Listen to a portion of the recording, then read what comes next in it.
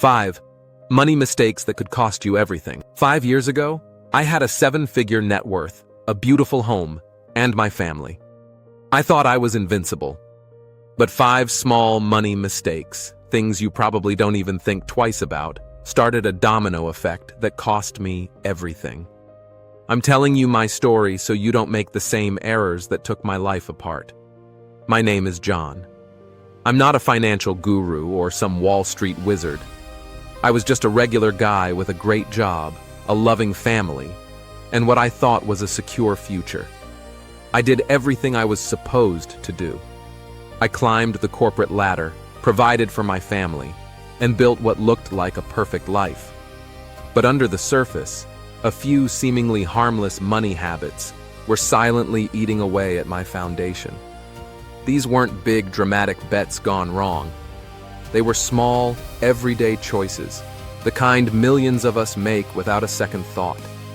But those choices, compounded over time, led to a financial collapse I never saw coming. I lost the house. I lost the cars. I lost my savings. The stress and shame of it all nearly cost me my family. Today, I'm going to walk you through the 5 specific mistakes I made. I'm not sharing this for sympathy. I'm sharing this because I know just how easy it is to fall into these traps. And I want to give you the warning I wish someone had given me. This is the story of how I lost it all, and more importantly, how you can avoid it. Mistake 1. The seduction of a better life. The first mistake, the one that opened the door to all the others, was living beyond my means. I know, it sounds simple, almost a cliché, but this trap is subtle and it's dangerous. For me, it didn't start with buying yachts or private jets. It started with something far more common: lifestyle inflation. Every time I got a raise or a bonus, my first thought wasn't, how much more can I save? It was, what can I upgrade? It began when I was promoted to senior manager. My income jumped, and my wife and I were thrilled. We felt like we'd made it. So, the first thing we did was move. We sold our perfectly fine, comfortable house and bought a sprawling 5-bedroom home in a more prestigious neighborhood. The mortgage nearly doubled overnight. I told myself it was an investment, better schools, better networking, a symbol of success. But the truth? It was an anchor. A very, very heavy anchor. I'd heard of the 28-36 rule, spending no more than 28% of your gross income on housing. But I completely ignored it. My new housing costs were closer to 40% of my take-home pay, and that was before the higher taxes, utilities, and upkeep. Then came the cars. My reliable sedan suddenly looked out of place in our new driveway. So, I leased a luxury SUV. My wife, not wanting to be outdone by the neighbors, got one too. These weren't purchases. They were monthly payments. Never-ending payments for assets losing value the second we drove them off the lot. Our social life inflated right along with everything else. Dinners at trendy, expensive restaurants became a weekly thing. We took lavish vacations we couldn't really afford, telling ourselves we deserved them. We were living a life that looked incredible on social media, but was built on a financial house of cards. The thing about lifestyle inflation is that today's luxury becomes tomorrow's necessity. What was once a treat becomes the new baseline, and soon you're spending even more for that same feeling of a reward. We weren't just spending our income anymore, we were spending our future income.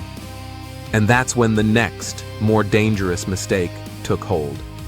Mistake 2, the plastic safety net that became a cage. Mistake number 2, racking up high-interest debt by misusing credit cards. When you're constantly spending more than you make, you've got 2 choices: stop spending or find another source of money. I chose the latter. Credit cards became my secret solution. At first it was for small things, a dinner here, a new gadget there. I'd tell myself I'd pay it off in full when my bonus came in. But I never did. The balances started creeping up. That's the terrifying thing about credit card debt. It doesn't march, it snowballs. The interest rates on my cards were around 22 to 25%. I was no longer just paying for stuff I bought.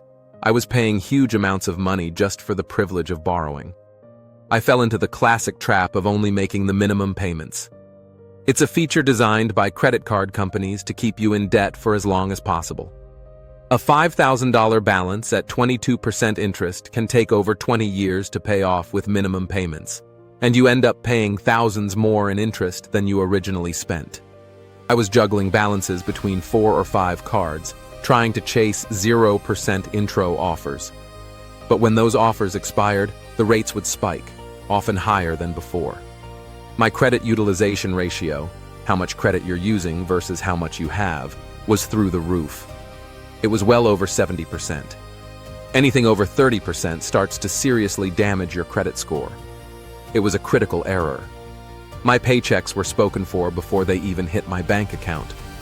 The mortgage, the car leases, and now a mountain of minimum credit card payments. I was working harder than ever, making more money than ever, yet I felt poorer than I had in my life. I was trapped in a debt cycle, and the stress was becoming unbearable. Mistake 3, the empty fortress. And that brings me to mistake number 3, the one that left me completely defenseless, failing to save for emergencies and retirement. In my mind, with my high income, I was the emergency fund. What a fool I was. I had basically no emergency fund. You always hear that you should have 3 to 6 months worth of essential living expenses saved in an easily accessible account. I had maybe a few $1,000s floating in a checking account, which was nothing compared to my monthly expenses. I was living with absolutely no safety net, meaning any surprise, no matter how small, was a potential catastrophe. And then it happened. My wife was in a minor car accident. Thankfully, she was okay, but our health insurance had a high deductible. We were suddenly on the hook for a $5,000 medical bill. On top of that, the car needed major repairs. We didn't have the cash. So, where did it come from? You guessed it. Another credit card. The debt spiral tightened its grip. Around the same time, my company restructured. My division was downsized, and I was laid off. My severance package wasn't nearly enough to cover our inflated lifestyle for more than a couple of months. That's when the panic set in. For the first time, I truly understood the terror of not having an emergency fund. Losing your main source of income with no buffer is like having the floor completely disappear from beneath you. We were in free fall. And retirement? I was in my early 40s and had barely put anything meaningful away. I always told myself, I'll get serious about it next year. Or, I'll max out my contributions once I pay down this debt. Next year never came. I totally underestimated the power of compound interest. By not saving early, I had wasted my most valuable asset, time. Waiting until my 40s meant I'd have to save a much larger chunk of my income to catch up. And now with no income, I wasn't just falling behind. It was a lost cause. My financial fortress was empty.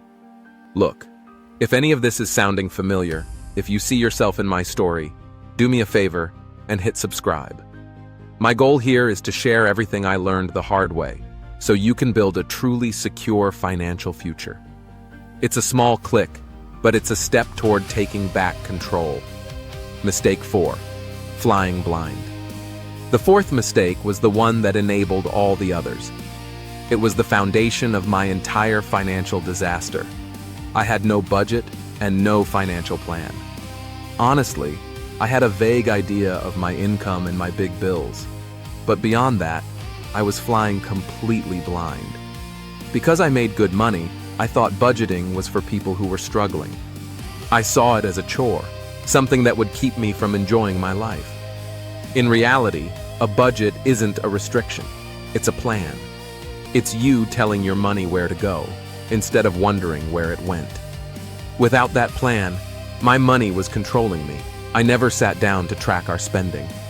I had no clue how much we were really dropping on groceries, dining out, subscriptions, all the small leaks that were sinking our financial ship. Had I created a budget, I would have immediately seen a terrifying problem. Our expenses were consistently higher than our income. It would have been a blaring red alarm. A budget would have forced me to confront the reality of that expensive mortgage. It would have shown me in black and white that the car leases were suffocating our ability to save. It would have made it painfully obvious that our vacation habits were unsustainable. A budget is a tool for awareness. It shines a light into the dark corners of your finances and shows you the truth. I was actively choosing to stay in the dark because, subconsciously, I was afraid of what I would find. This lack of a plan meant I had no real financial goals. Sure, I vaguely wanted to retire someday and maybe pay for my kids' college, but these were just fuzzy dreams, not concrete objectives with a savings plan attached. Financial success doesn't happen by accident. It happens by design. And a budget is the blueprint for that design. By failing to plan, I was, by default, planning to fail. Mistake 5. Ignoring the financial dashboard. The fifth and final mistake was the nail in the coffin. Ignoring my credit score and overall financial health. As the debt grew and the pressure mounted, I started doing something very human and very destructive. I just avoided the problem. I stopped opening my credit card statements. I set bills to autopay and refused to look at the balances. And I absolutely did not check my credit score. Your credit score is like the dashboard of your financial car. It tells you your speed, your fuel, and if the engine is overheating. By refusing to look, I was basically closing my eyes while driving 100 miles an hour down the highway. A low credit score, generally anything below 600, costs you real money every single day and higher interest rates on everything. When I was laid off, my first thought was to consolidate my credit card debt into a single lower-interest personal loan. It would have stopped the bleeding. But when I applied, I was rejected. Flat out. I finally forced myself to check my credit score. It was in the low 500s. I was devastated. Years of high credit utilization, a few late payments I'd forgotten about, and the sheer amount of debt had destroyed my creditworthiness. This meant I couldn't get a loan to save myself. I couldn't refinance the mortgage to free up cash. I was trapped. My bad credit score slammed shut every door that might have been a way out. Ignoring your financial health doesn't make the problems go away. It just makes them worse and strips away your options when you need them most. It's like ignoring a cough until it becomes pneumonia. Regular checkups, reviewing your statements and monitoring your credit score are about awareness. They let you spot problems early and fix them. My willful ignorance left me with no options and nowhere to turn. The foreclosure notice on our dream home was the final domino to fall. The path back and your path forward. Losing everything was the most painful, humbling experience of my life. But it also taught me lessons I'll never forget. Today, my life is much simpler, and ironically, much happier. We live in a small rented house. We drive used cars, paid in full. We have a strict budget. And for the first time in a decade, we have a growing emergency fund and are consistently saving for retirement. We are rebuilding, brick by brick.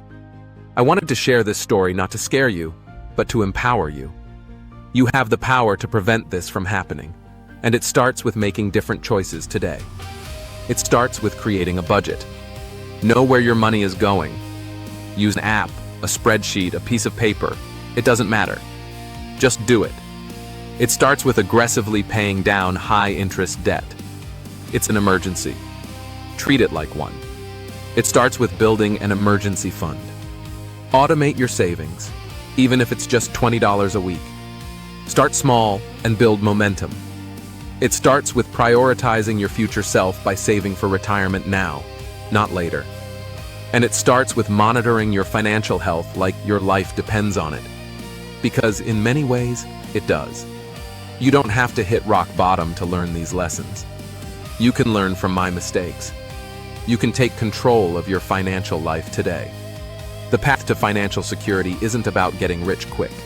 It's about making smart, consistent choices over time.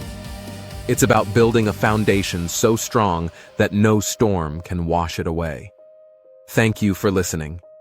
If this was helpful, please like the video and subscribe for more on rebuilding and protecting your financial life.